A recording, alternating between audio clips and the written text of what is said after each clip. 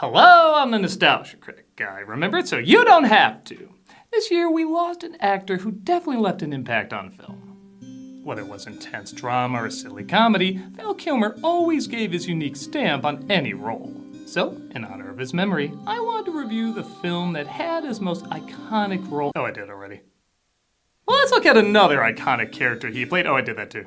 I think we made enough volleyball jokes. Yeah, I want a movie I could be kinder to him in. Christ, he was in that? What about Willow? We done Willow? I like Willow, let's do Willow.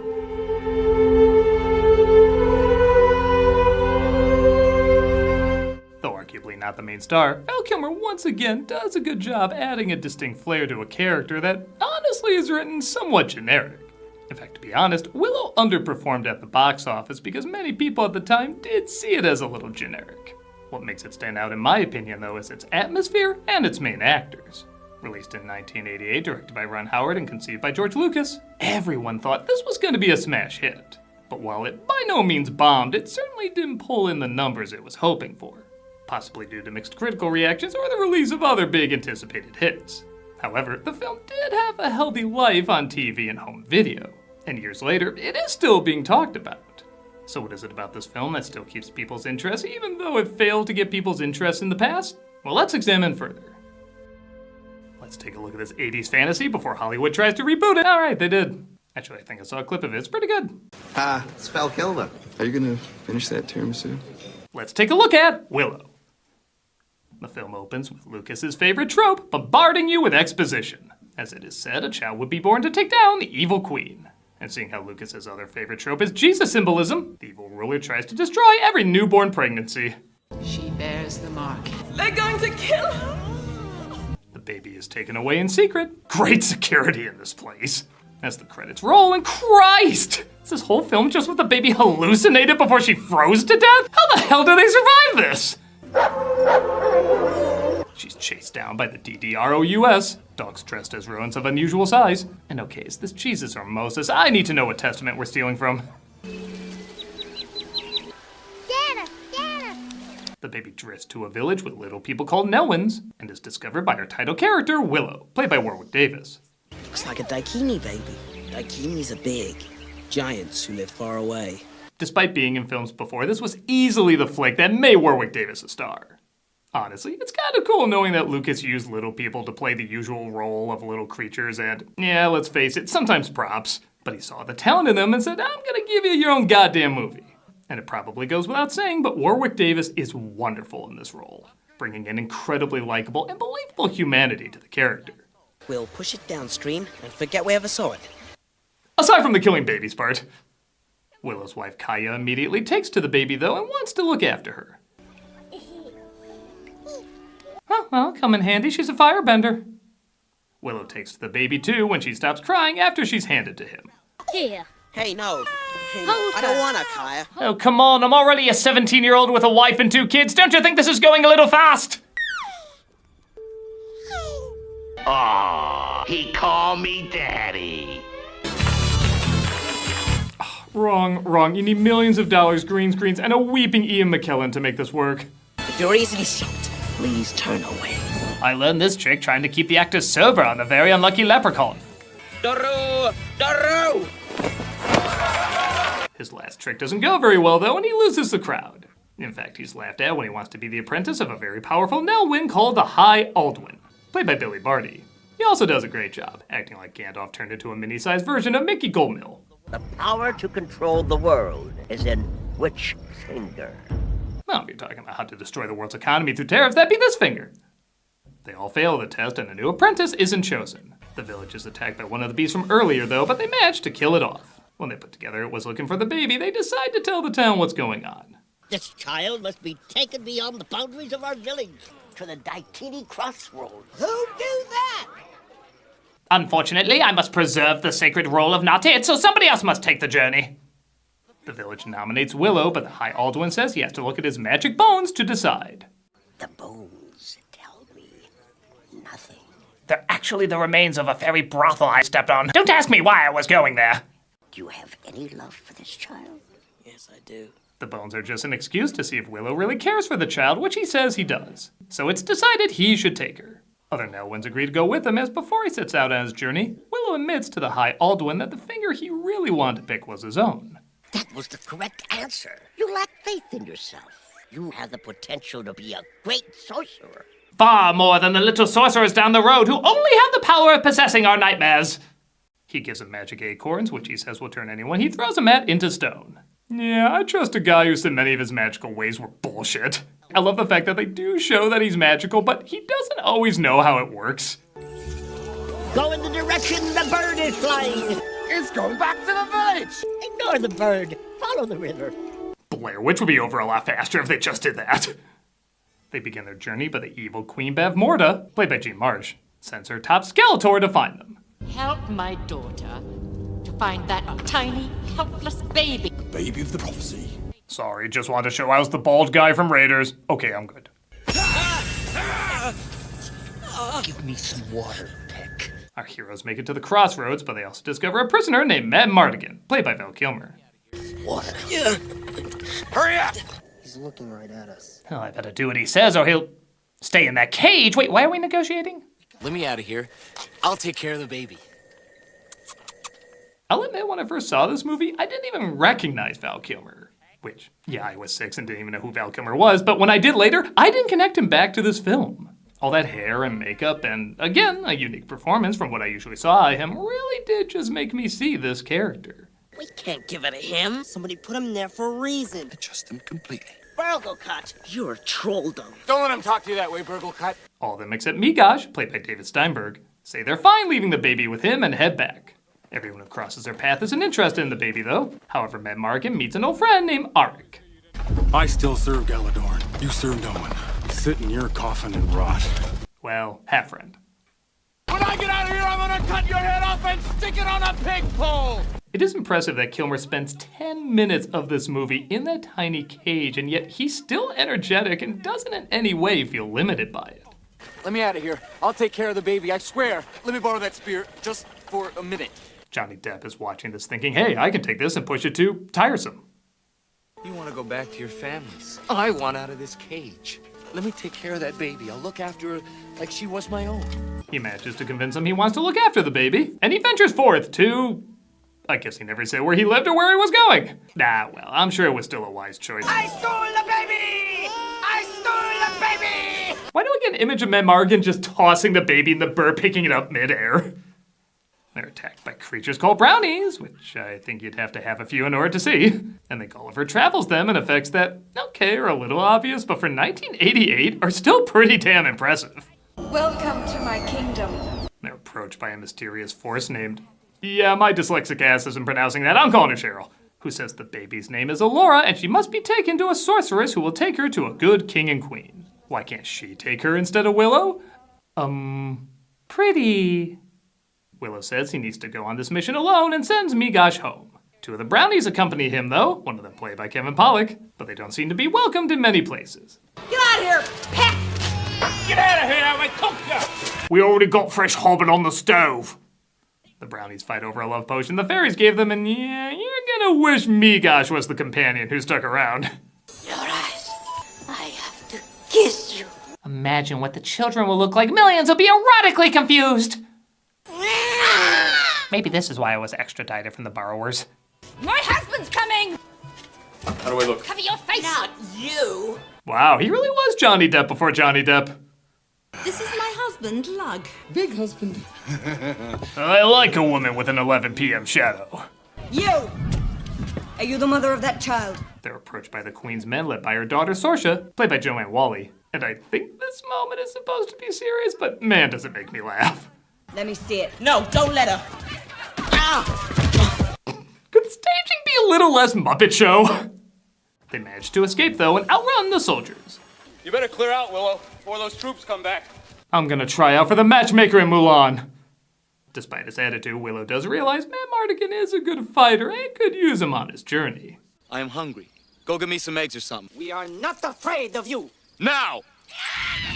Davis is like, hey, as long as I'm not the tiny comic relief this time. We made it.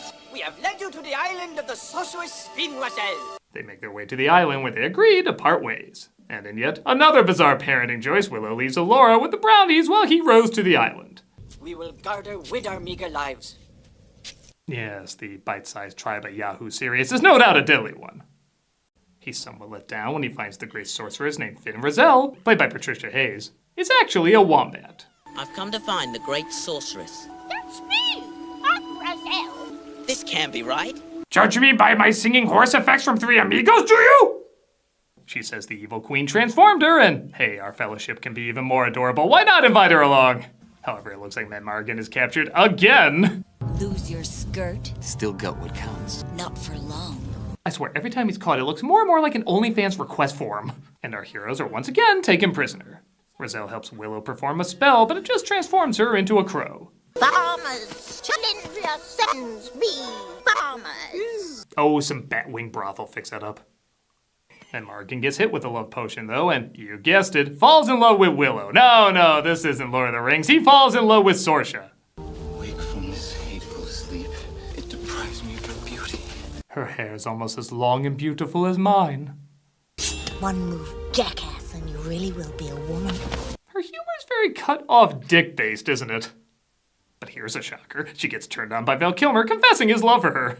Your touch is worth 100,000 deaths. What goes on here? Oh, nothing anymore, Val Blocker. They managed to fight their way out. You are great. Madmartigan, the Great Maker. And they end up going shield sledding. Oh no, one of Willow's spells turned him into an Annabelle doll. Madmartigan falls off, Willow crashes into a village and... Okay, I know the type of film I'm watching, but whenever this scene plays... Well, Mr. Chairman, it's just that most of the members in Staffordshire feel the whole thing's a bit silly. The soldiers follow him, so they find a place to hide, ironically bumping into Auric, also finding a place to hide. For once, they actually capture someone as they take Sorsha prisoner. You said you loved me because I'm your sun, your moon, your starlit sky. Oh my god, did I say that? I'm falling in love with myself. I will say for such a bizarre setup, these two do surprisingly have chemistry. It's one of the few times a couple both loving and hating each other actually kind of works. If he was under the spell most of the time, that'd get old, but it wears off and he isn't sure if it's still in his system. That combined with Sorsha's mixed feelings about her mother does make this weirdly believable and fun to watch. Madmartigan, come on! She gets away though, however our heroes make it to the king and queen. But they discover everyone is frozen today. Yeah, you get it. Willow tries using his magic again, but turns Rizal into a goat. Willow!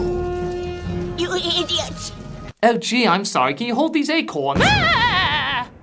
The army approaches, and I love the fact that what stops them is literally just locking the door.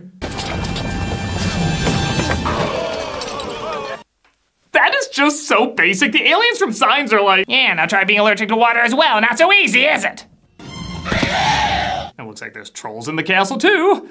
Not the best effect. It looks like the Land of the Lost Monkey got jizzed on by Ivan Ooze. But Willow. 1980s PG's it up! It turns into a different type of monster though, as Madmartigan basically tries home aloneing the castle. Again, the keying effects aren't always great, but this is still pretty well animated and intimidating. Get up on the hydrant's back! Get up on the hydrant's back! I should point out, by the way, the official name of this monster is the Eborsisk, and in case you're wondering, no, they didn't like this movie. There is something really funny about these two fighting this whole army off, just both being really clever and really stupid at the same time. Quiet, or I'll turn you into a suitcase! Who does that cabbage think he is? Sorsha finally decides, screw it, she'll be his Huckleberry. He stabs the beast in its head, causing its head to blow up. We don't know the anatomy of this thing, maybe it's how it works. But the general takes Allura. Or this Raggedy Ann doll standing in for Allura. Allura's gone. They're taking her. Oh, I can't help but feel partly responsible for this. Prepare for the ritual! Elora's taken to the Queen, but our heroes, along with Aric's army, are following close by. Pigs! You're all pigs! Okay, we're already snickering turning the army into Oscar Mayer. Do we really need the snorting to make it goofier? Yes, we do.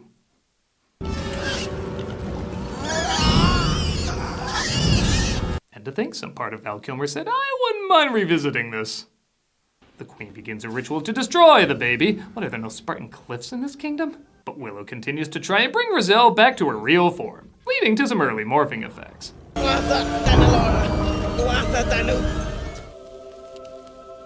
Ooh, it turned you into the lady from The Shining. She transforms the army back to human and they try to figure out a way into the castle. Wow, that baby killing ceremony really takes a while, doesn't it? Could have turned her into a pig and had pork tenderloin at this point. We call upon you to surrender! Shoot 2 arrows at them, or open our doors and leave them open again at the brightest evil fortress. The army rises from holes they dug. Again, I guess none of the guards were really looking out over anything while they were digging that. And they invade the castle. And I just love the bizarre, non-threatening way the Queen says the name of her returned arch-enemy. Roselle. That is the most Mean Girls way to say something. Roselle. Mother! Traitor child. I must despise you now. That's also kind of a Mean Girls phrase. I must despise you now. Your powers have gained in strength, Roselle.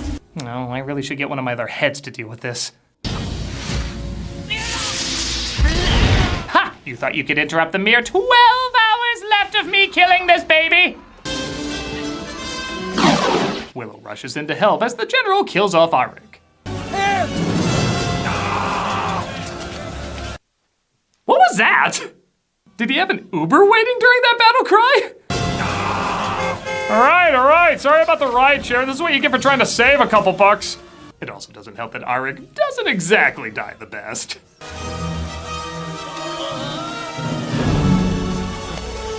Thank you, acting school of 5-year-old Judy Hopps. He, of course, takes his revenge on the general, and honestly, a pretty cool finishing move. That is still one of the gooeyest stabs I ever heard. And I love for all the knowledge and magic and sorcery these two are using sometimes. You just gotta punch a bitch. Hey, you broke my weird Batgirl hat! I'm a great sorcerer. Willow uses the magic acorns on her that start to work, but then suddenly fizzle. And I know this wasn't a thing yet, but this was pretty damn close. Is that the extent of your powers, little one? Does any of what this character built up have a payoff? He uses one of his magic tricks to fool her, making her think he made the baby vanish. This causes her to lose her balance and send herself into the netherworld. A little forced, but I like the idea of him using a magic trick to fool a powerful sorcerer. It's a solid idea. Speaking of solid, all the people in the previous castle are broken out of their shells, including the king and queen, and order is restored.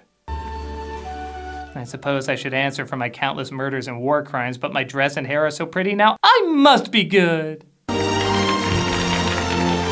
Willow heads back home to a hero's welcome, and he's reunited with his family. This leads to the final epic line of, absolutely nothing. Okay, the third act's a little rushed, but honestly, I still think this film's a lot of fun. Everything meets the standards it's establishing without necessarily surpassing it. That is, except for the pacing, which even during the weaker moments still kept my interest. And as I mentioned before, the acting. Warwick Davis is a wonderful lead. Everybody's doing their best to play their roles either in a believable way or an entertaining way. And I know it sounds weird, but I really do love Val Kilmer in this. I know it's weird focusing on this film seeing how he's done much better performances, but I really do think this one's underrated. For a role that doesn't really offer anything that new, he does bring a unique energy to it that makes someone who should be generic very fun and interesting. I feel like he really gave his all in this performance, and let's be honest, he could have coasted if he wanted, and I think it still would have turned out okay. It shows how much effort he put into this performance, and also how much effort a lot of people put into this little, yet memorable, fantasy adventure. I'm a nostalgia critic guy, remember, so you don't have to. Roselle.